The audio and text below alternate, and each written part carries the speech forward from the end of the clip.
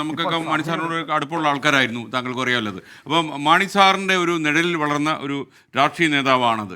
അപ്പോൾ സ്വാഭാവികമായിട്ടും താങ്കളെപ്പോലെ കേരള കോൺഗ്രസ് നേതാക്കന്മാരെ ഇപ്പം ടി.എം. ജേക്കബിൻ്റെ മകനുണ്ട്, അപ്പം പല അനൂപ് ജേക്കബുണ്ട്. അപ്പോൾ ഇവർക്കൊക്കെ യഥാർത്ഥത്തിൽ പിതാവിൻ്റെ വാത്സല്യവും സ്നേഹവും ഒക്കെ വന്ന് കണ്ട് വളർന്നവരാണ്. അപ്പോൾ താങ്കളുടെ തുടർന്നുള്ള രാഷ്ട്രീയ ജീവിതത്തിൽ ഇപ്പം മാണി സാറോടൊപ്പം വരുന്നില്ല, അല്ലെങ്കിൽ അങ്ങനെ കാര്യം വലിയൊരു നക്ഷത്രം ആയിട്ട് മാണി സാർ നിൽക്കുകയായിരുന്നു. അപ്പോൾ അതെത്രമാത്രം താങ്കളെ എപ്പോഴും മാണി സാറിൻ്റെ ഒരു സാന്നിധ്യം ഉണ്ടാവുമല്ലോ താങ്കളുടെ ജീവിതത്തിൽ, എങ്ങനെയാണത് സ്വാധീനിക്കുക? താങ്കളത് എങ്ങനെയാണ് വിലയിരുത്തുന്നത്? മാണി സാറ് എടുത്തിരിക്കുന്ന ഓരോ പോരാട്ടങ്ങളും ജനകീയ വിഷയങ്ങളെടുത്ത ഏതെങ്കിലും ഒരു സമുദായത്തിൻ്റെ ഒരു സഭയുടെ വിഷയമൊന്നുമല്ല.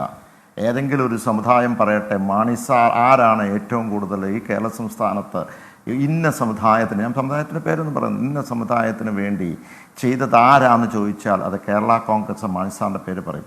അതിൻ്റെ അർത്ഥം എന്താണ്? അതിൻ്റെ അർത്ഥം നമ്മൾ ഒരു സമൂഹത്തിന് അല്ലെങ്കിൽ ഒരു സമുദായവുമായി ബന്ധപ്പെട്ടുള്ള വിഷയമായിരിക്കാം, ആ ജനവിഭാഗത്തിനായിരിക്കാം, പക്ഷേ അത് പൊതുസമൂഹത്തിൻ്റെ വിഷയമാക്കി മാറ്റിയെടുത്തുകൊണ്ട് അവിടെ പോരാട്ടം നടത്തി മാറ്റങ്ങൾ നടത്തുകയാണ്. ഇപ്പോൾ ഈ പറയുന്ന വന്യമൃഗത്തിൻ്റെ വിഷയം പോലെ തന്നെയാണ് ഇന്ന് ഈ കടലിൻ്റെ മണൽ ഖനനവുമായി ബന്ധപ്പെട്ട് ആ വിഷയം. ഒരുപക്ഷെ നിങ്ങൾ വെറുതെ പരിശോധിച്ച് നോക്കുമ്പോൾ തീരദേശത്തൊന്നും കേരള കോൺഗ്രസ് പാർട്ടി അത്ര ശക്തമൊന്നും ആയിരിക്കില്ല.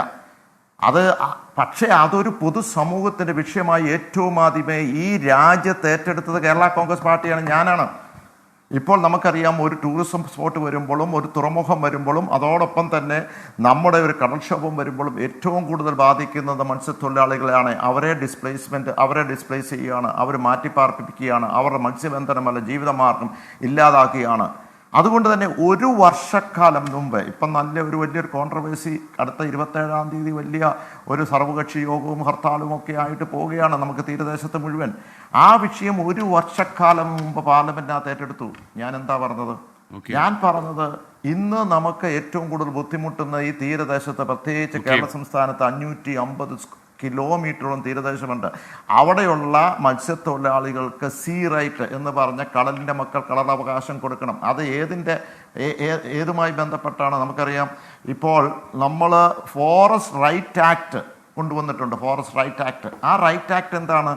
വനസംരക്ഷണ നിയമം വന്നപ്പോൾ ആദിവാസികൾ ആ വനത്തിൽ നിന്ന് പുറത്തു പോകേണ്ടി വന്നു. അവർക്കൊരു അധികാരമുണ്ടായിരുന്നു. എന്താണ്? അതിനകത്ത് ജീവിക്കുവാനും പശുവിനെ മേയിക്കുവാനും അതുപോലെ തന്നെ കൃഷി ചെയ്യുവാനും ഒക്കെ അതിൻ്റെ വിഭവങ്ങൾ എടുക്കുവാനും.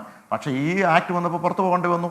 അപ്പോൾ വേറൊരു ആക്ട് കൊണ്ടുവന്നു, ഫോറസ്റ്റ് റൈറ്റ് ആക്ട് പ്രകാരം അവർക്ക് അവിടെ ജീവിക്കാം എന്ന് പറഞ്ഞതുപോലെ ഒരു സീ റൈറ്റ് ആക്ട് ലെജിസ്ലേഷൻ കൊണ്ടുവരണമെന്ന് പാർലമെന്റിൽ വാദിച്ചപ്പോൾ അവിടെ BJPയും അവിടെ കോൺഗ്രസും എന്നോടൊപ്പം അസോസിയേറ്റ് ചെയ്തു. ഇപ്പോൾ ഏറ്റവും വലിയ വിഷയം ഈ കടൽ ഖനനവുമായിട്ട് ബന്ധപ്പെട്ട ഏറ്റവും ആദ്യമേ അത് ഈ രാജ്യത്ത് ഒരു നിയമസഭയിലും എടുത്തില്ല, ഒരു ലോക്സഭയിലും എടുത്തില്ല, രാജ്യസഭയിൽ ഏറ്റെടുത്തത് കേരള കോൺഗ്രസ് പാർട്ടിയാണ്.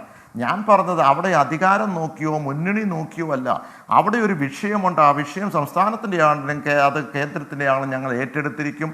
ചെറിയ പാർട്ടിയായിരിക്കും, ആ പോരാട്ടം നടത്തുകയും അവബോധം കൊടുക്കുകയും അതിന് നിയമ ഭേദഗതി നടത്തുവാനുള്ള ശ്രമം നടത്തുകയും ചെയ്യും. Okay, thank you Shri Jose K Mani. എന്തായാലും ഞങ്ങൾക്കൊപ്പം ചേർന്നതിന് താങ്കളോട് നന്ദി.